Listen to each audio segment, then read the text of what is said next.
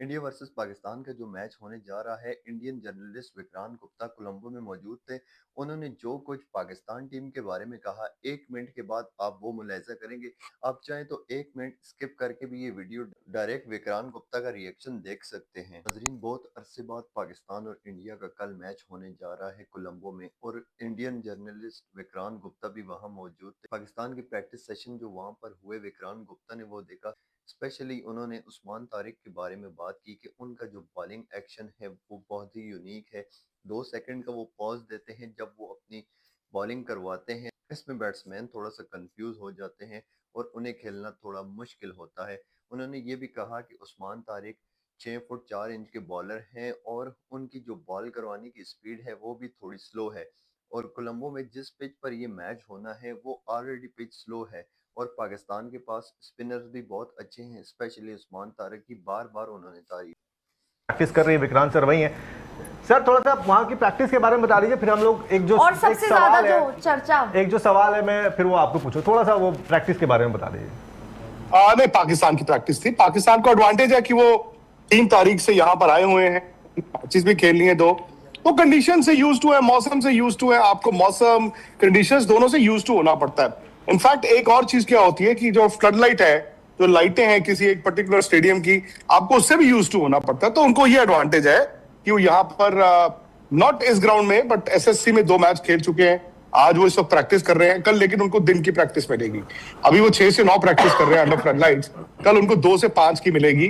कल इंडिया 6 से 9 खेलेगा, इंडिया का एक ही सेशन होगा। सो उस लिहाज से पाकिस्तान को एडवांटेज है।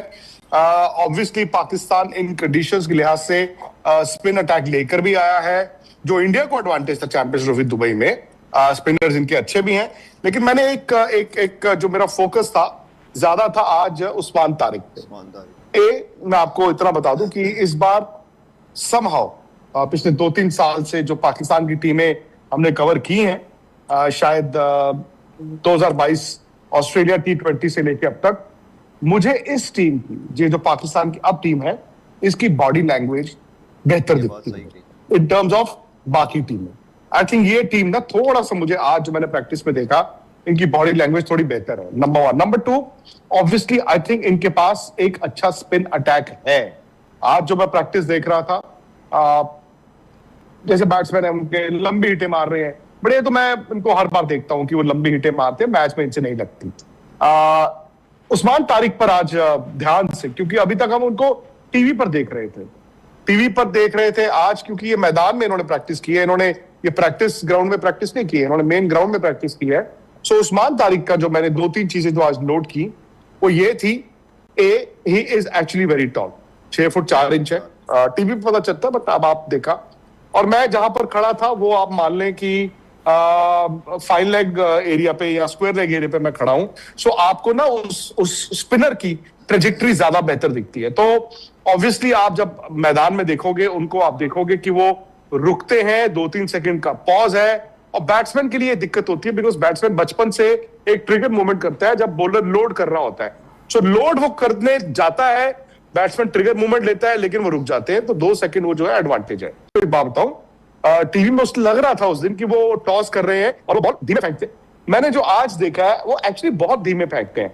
I don't know in terms of kilometres की जो स्पीड होती है उसको कहां पर मेजर करेंगे, बट वो ही टू स्लो। जब आप टू स्लो हो तो आपके पास एक ही ऑप्शन रहती है, आप बॉल को टॉस ही करते हो। जो स्लो फेंकेगा वो छोटा बॉल तो नहीं कर सकता, वो तो पिटाई होगी। तो जब वो ऊपर फेंकेगा तो बैट्समैन, एक तो सरफेस भी थोड़ा स्लो है और बॉल और स्लो आती है बैट पे, तो आप जो हिट मारने जाते हो वो थोड़ा सा आपको, मतलब वो फंसने का डर रहता है। बट मैंने जो यहां से देखा है आज, मतलब जो हवा टीवी पे दिखता था, टू बी वेरी ऑनेस्ट, ठीक है, मतलब उनका एक्शन थोड़ा अनयूजुअल है, एक्शन साफ है, थोड़ा अनयूजुअल है। वो जो रुकते हैं वो उनके लिए एक एसेट है, but he is too slow. और टू स्लो में क्या होगा, आप स्वीप मारने वाला बैट्समैन, और सूर्य कुमार यादव तरह तरह की स्वीप मारते हैं, रिवर्स स्वीप मारते हैं, और जो बैट्समैन अपने आप को बैक कर सकता है इस मैदान में, क्योंकि लंबी बाउंड्री है, मिड विकेट की बाउंड्री भी लंबी है, सीधी बाउंड्री भी लंबी है, जो बैट्समैन अपने आप को बैक करेगा कि मैं अगर इसको खड़े खड़े मारूंगा तो मैं स्टैंडों में फेंक सकता हूं।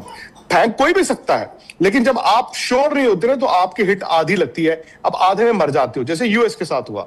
सो हार्दिक पांड्या मैंने बात की थी, शिवम दुबे लेफ्ट हैंडर होने के बावजूद, ये दो ऐसे बैट्समैन है, हमने देखा यार ये जो हिट मारते हैं बड़ी लंबी मारते हैं। सो जो batsman can take him on, जो अब देखो बॉलर के हाथ से बॉल निकल ही गया तो फिर तो बैट्समैन के पास है ना वो स्पिनर के लिए 2 सेकंड, तो वो बैट्समैन मुझे लगता है कि उस्मान तारिक को तोड़ सकता है। नंबर 2 उनके पास और क्या है, ऐसा नहीं है उसने हर बॉल आके स्लो ही फेंकनी है, वो उसके पास एक लेग कटर है, उसके पास एक कैरम बॉल है, और लेग ब्रेक टाइप एक बॉल फेंकते हैं।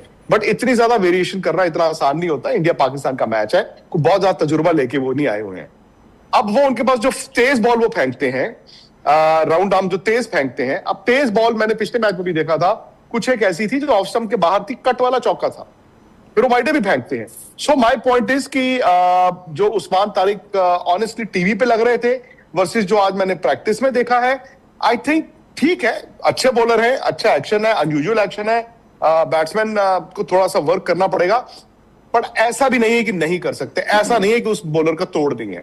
और यह भी हो सकता है इस तरह के बॉलर का अगर खराब दिन आया तो बैट्समैन ही बॉलर को तोड़ देंगे फिर। सही बात है। अगर इसी को नाजरीन, आपने रिएक्शन देखा विक्रांत गुप्ता सर का उस्मान तारिक के बारे में, तो उनका कहना यही था कि वो बॉलिंग, उनका जो एक्शन है वो थोड़ा अनयूजुअल है, ऐसा भी नहीं है कि खेला नहीं जा सकता, उन्हें भी छक्के चौके लग सकते हैं।